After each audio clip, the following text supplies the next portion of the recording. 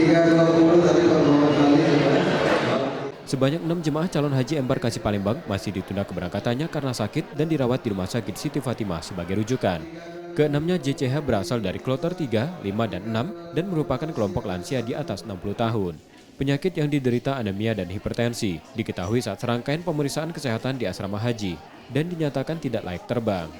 Kepala Kantor Kesehatan Pelabuhan Kelas 2 Palembang menerangkan, jemaah yang masuk ke asrama haji dalam status karantina dan melalui pemeriksaan kesehatan tahap 3 sebagai lanjutan tahap 1 dan 2 yang dilakukan di kabupaten dan kota masing-masing. Pemeriksaan tahap 3 meliputi resiko tinggi, rutinitas konsumsi obat jemaah yang memiliki riwayat penyakit.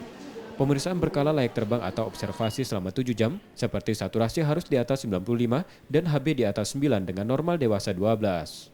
Ini dari diagnosa yang ada riwayat penyakitnya ini mereka banyak anemia ya, hipertensi.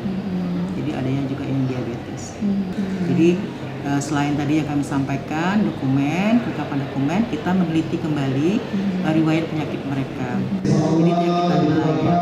Nanti kalau setelah semua selesai, hasil yang baik itu kita rekomendasikan untuk layak terbang.